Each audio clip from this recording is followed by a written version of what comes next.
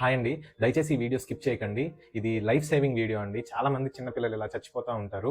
And ఈ వీడియోని మీరు స్టేటస్‌గా గాని, స్టోరీగా గాని పెట్టుకోండి. ఎవరికో ఒకరికి ఖచ్చితంగా యూజ్ అవుతుంది. కేరళలో ఒక చిన్న పాప బబుల్ గమ్ తింటా ఆ బబుల్ గమ్ గొంతులో ఇరుక్కుపోయి చోకింగ్ అయిపోయింది. చోకింగ్ అంటే ఏంటంటే మనకి ఊపిరి ఆడే ద్వారంలో ఏదైనా ఆబ్జెక్ట్ ఇరుక్కుంటే అది బబుల్ గమ్ కావచ్చు, లేకపోతే ఆడుకునే బొమ్మ కావచ్చు, కాయిన్ కావచ్చు, కొంతమంది పెద్దోళ్ళు నాన్ వెజ్ తిన్నప్పుడు చికెన్ ముక్కలు, మటన్ ముక్కలు కూడా కావచ్చు. అవి ఏంటంటే ఊపిరితిత్తుల్లో అడ్డుకుంటే కనుక ఆ ట్రేకియాలో అడ్డుకుంటే చోకింగ్ అవుతుందండి. విత్ ఇన్ మినిట్స్ పేషెంట్స్ చనిపోతారు. అంటే మనము ఫస్ట్ ఎయిడ్ తెలియకపోతే కనుక ఖచ్చితంగా చనిపోతారండి. ఈ వీడియోలో వాళ్ళకి ఫస్ట్ ఎయిడ్ ఎలా చేయాలో నేను చెప్తానండి. ఈ వీడియోలో చూస్తున్నారు కదా, ఆ పిల్ల చోకింగ్ అవుతుంది అని ఇమీడియట్ గా గ్రహించి పొట్ట దగ్గర చెయ్యేసి ఇలా ఒత్తడం స్టార్ట్ చేశాడు. దాన్ని హైమ్లిచ్ మెనూవర్ అంటారండి. చాలా ఇంపార్టెంట్ అండి. ఇది అందరికీ తెలియదండి. చాలా మందికి ఎన్ని ఎడ్యుకేషనల్ వీడియోస్ చేసినా సరే people are still not aware of it. ఎవరైనా సరే చోకింగ్ అయ్యేటప్పుడు వాళ్ళు దగ్గలేరనమాట, మాట్లాడలేరనమాట, సౌండ్స్ చేస్తూ ఉంటారు, ఈ అని చెప్పేసి సౌండ్ చేస్తూ ఉంటారు. ఆ వీడియోలో కూడా ఆ పిల్ల మాట్లాడలేక వాళ్ళకి చెప్తుందనమాట, ఐ కెనాట్ టాక్ అని చెప్పేసి.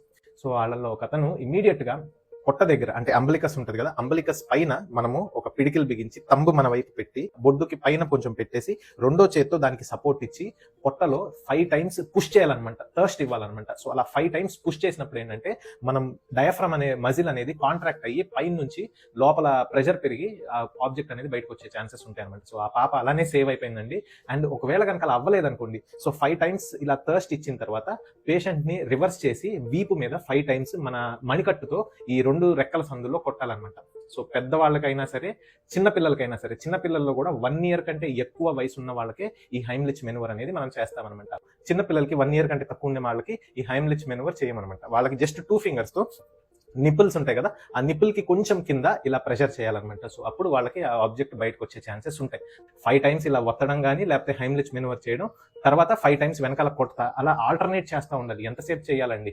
ఆబ్జెక్ట్ బయటకు వచ్చేదాకా చేస్తూనే ఉండాలి. చాలా మంది ఏంటంటే ఇలా చోకింగ్ అయ్యేటప్పుడు నోట్లో పెద్దోళ్ళు ఏలు పెట్టేసి ఇలా లాగేయడానికి ట్రై చేస్తూ ఉంటారు. ఖచ్చితంగా మీకు నోట్లో ఆబ్జెక్ట్ కనిపించి మీరు తీయగలను అనుకుంటేనే చేత్తో ట్రై చేయండి. ఊరికే బ్లైండ్ గా ఇలా నోట్తో ఇలా అనేసారంటే బయట ఉన్నది కూడా మీరు లోపలికి తోసేస్తారు. చాలా ప్రాణాంతకం అవుతుంది. అలాంటి ఇన్సిడెంట్స్ కూడా చూస్తామన్నమాట.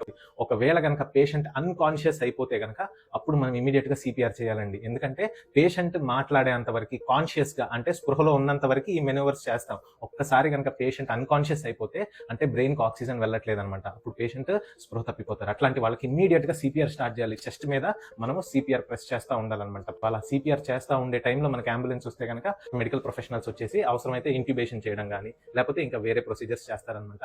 రోజు ఎంతమంది చిన్నపిల్లలు, ఈవెన్ పెద్దోళ్ళు కూడా ఈ కారణం వల్ల చనిపోతున్నారు, యూ డోంట్ నో అండి. So please share this video, status, story అన్ని పెట్టండి and let this information reach everybody. Thank you.